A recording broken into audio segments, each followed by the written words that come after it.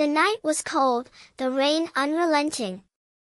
Sarah Mitchell's shoes were soaked through as she hurried down the street after finishing a long shift at the diner. Her textbooks weighed down her backpack, and all she wanted was the comfort of her small apartment. Then came the sound, a muffled cry, sharp against the rain. Sarah froze, her eyes darting to the dark alley beside the bus stop. Two men loomed over someone, shoving, cursing, and trying to wrestle away a battered duffel bag. At first, Sarah thought of walking away. She was small, untrained, and unarmed. What could she possibly do? But then she saw his face. The victim wasn't just some stranger, it was an older man, probably in his late 60s, his eyes worn but defiant. The way he clung to his bag told Sarah it wasn't just stuff. It was his life. Memories, belongings, maybe medals. She didn't know. All she knew was that he was in danger. Her heart raced. She had two choices, walk away, or act. She acted. "Hey!" Sarah's voice cut through the alley. The attackers turned, surprised. For a moment, one smirked. "Mind your business, lady." But Sarah didn't. She spotted a broken piece of wood near the dumpster, grabbed it, and swung with all her strength. The crack startled them, and the older man slipped free for a second. That second cost her.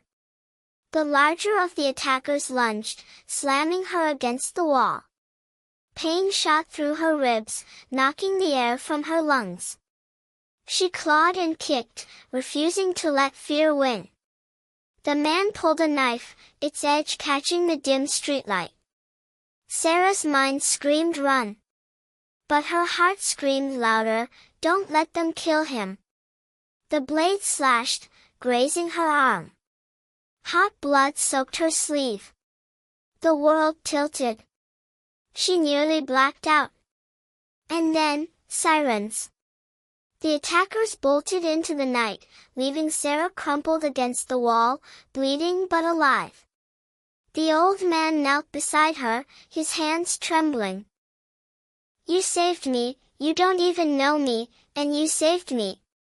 His voice cracked, and in his eyes, Sarah saw decades of battles, not just on foreign soil, but in his own life. His name was Jack Thompson. But among men who knew him once, he had been Iron Hand. He served in Vietnam, carried medals that few ever saw, and bore scars no one could imagine. Life after the war hadn't been kind.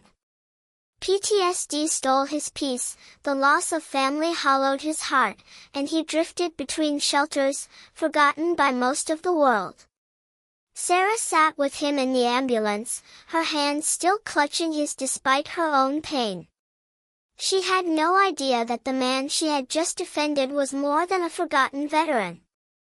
He was a brother to men who lived by a code of loyalty, honor, and unbreakable bonds, the Hells Angels Motorcycle Club. By morning, the story had spread. Young woman saves homeless veteran from attackers. Cameras swarmed the hospital. Reporters wanted her face, her name, her story. Sarah didn't feel like a hero. Her ribs ached, her arm burned, and she hated the spotlight. All she had done, in her mind, was something any decent human being should have done, but the world didn't see it that way. The headlines turned her into a symbol of bravery, the girl who nearly gave her life for a veteran no one else had noticed. What Sarah didn't know was that those headlines reached people she never expected. Men who once fought beside Jack, who still called him brother. And when they heard how she had stood up for him, they decided it was time the world saw their loyalty too. The hospital press conference was supposed to be simple. Sarah would say a few words. Jack would thank her. The media would get their sound bites. But then the double doors opened. The sound of boots echoed across the tiled floor. 35 men, clad in black leather, patches stitched proudly on their backs, Hell's Angels. The air shifted instantly. Reporters froze, hands trembling on their microphones. Some even lowered their cameras, as if afraid to film what might happen next. They marched in as one, not chaotic, not rowdy, but with purpose. Power. Presence. The kind of unity that made even the boldest reporter's face turn pale. They stopped in front of Sarah. Silence swallowed the room. Then their leader, a tall man with a silver beard, knelt beside her wheelchair. His voice was low but carried through the lobby. On behalf of our brother, your family now. You bled for him when no one else did. And we don't forget that. Tears filled Sarah's eyes.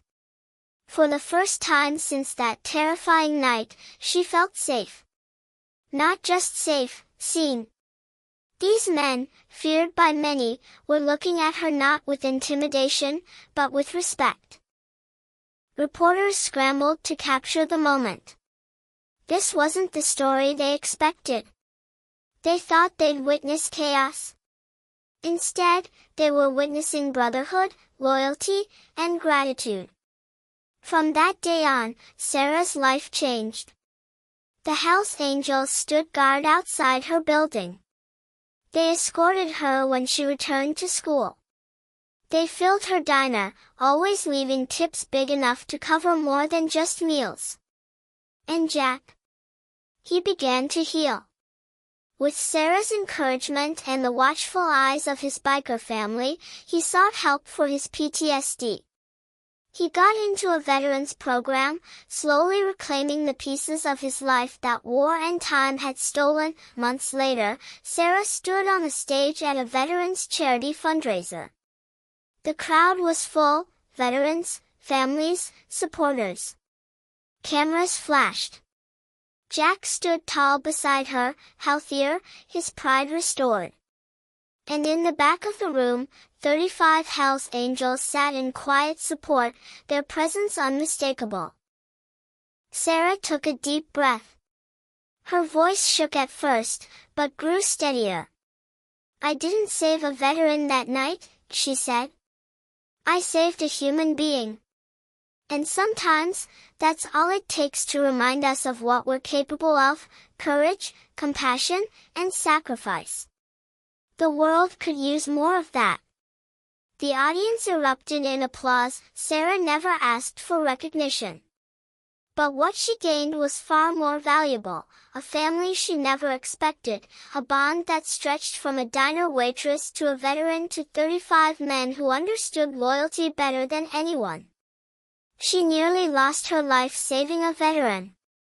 But in doing so, she lit a spark that reminded everyone watching, whether in that hospital lobby, at the charity event, or through a television screen, that courage is contagious. And sometimes, all it takes is one person standing up to change everything.